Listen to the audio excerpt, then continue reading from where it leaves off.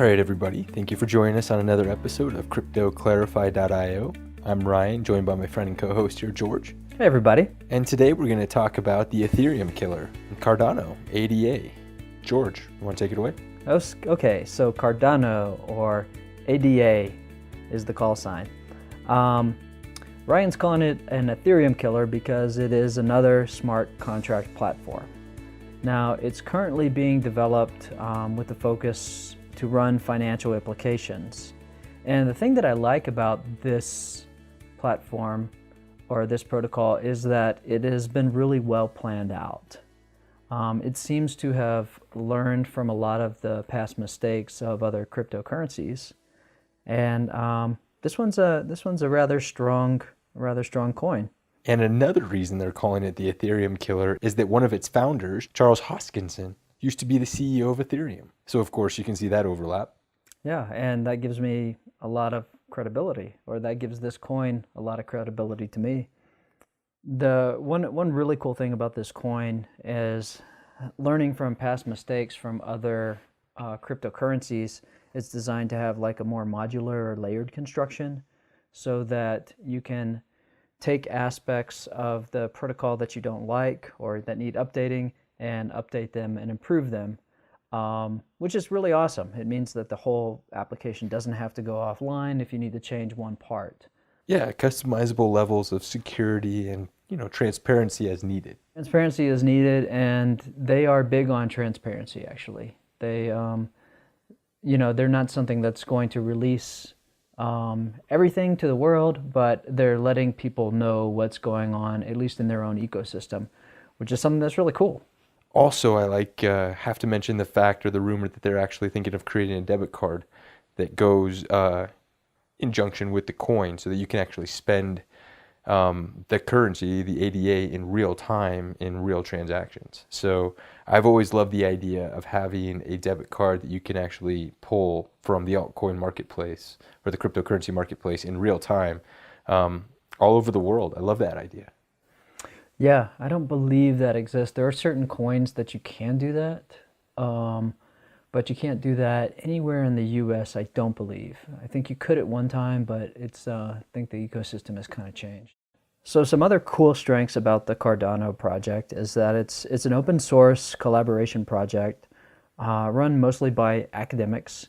So I would say this has a very strong team, an exceptionally strong team.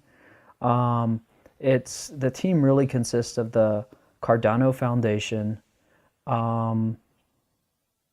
another venture capitalist group called Emergo, and IOHK. Okay. Again, they're all working together to support the Cardano project, and in some cases under contract to support the Cardano project through, I believe, at least through 2020.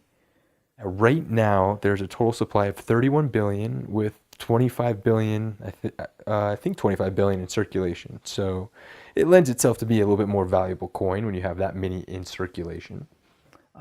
Because it's already well distributed. Right. So if it was at 1 billion going to 31 billion, that would be a little more concerning. Everybody's got to start somewhere, but this is in a really good position. And another thing that's really cool about this coin, I think, is we touched a little bit about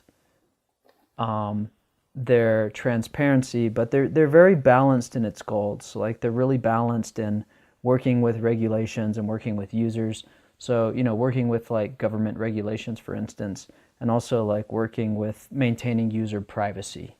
Right. So they're able to, or at least their vision is to be able to walk a thin line and really maintain, legal requirements, but also give users of cryptocurrency what they want. Again, something I appreciate about them, willing to play ball with the regulatory and governmental entities.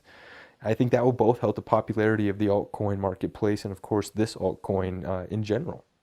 I mean, it is interesting to see the landscape with different countries and seeing how they plan to move forward with the altcoin exchanges. For instance, China not allowing exchanges outside of their country to be used. Yeah, only verified crypto exchanges. Otherwise, your access is going to be blocked by what they call the Great Firewall.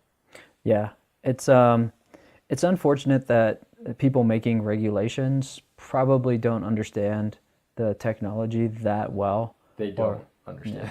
Yeah, okay, they don't understand George it. is being generous.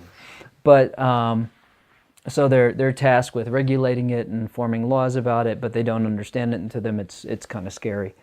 Yeah, again, which we've talked about in length with other podcasts. But again, it's just nice to see that they want to play ball, or at least that they're willing to play ball. Yeah, it definitely wants to play ball. And there's one other aspect of this coin that I really like, is its proof of stake mining. This is basically meaning that it's not going to be as energy as intensive as other mining happens to be, like Bitcoin, for instance. Like Ryan and I were talking just a minute ago how you basically need a power plant to mine Bitcoin nowadays. Yeah, the numbers are staggering, really. Bitcoin consumption itself, I think the whole platform, the network itself, the trading of all of its currency is equivalent to that of, I think they say Denmark, 32 terawatt hours. And to break it down even further, each transaction is 250 kilowatt hours, which is, equivalent to powering your house, an average house, for about 9 days. So in return, if you're trying to mine Bitcoin on a smaller scale, it's just not going to be there as far as the return for the amount of energy you're going to have to produce. Yeah, you can, but you're not going to get much out of it. So that's a really good thing about Cardano.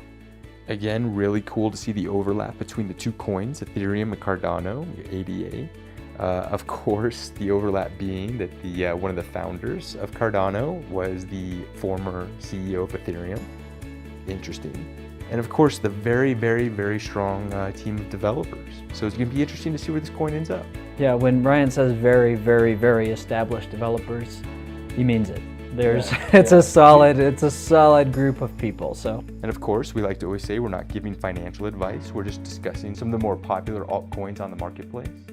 And again, don't be willing to invest anything that you're not willing to lose, because again, we know it's a very volatile marketplace. We ask that you please go visit cryptoclarify.io, give us a thumbs up, and subscribe. Subscribe, please. We like those subscriptions. Thank you, everybody.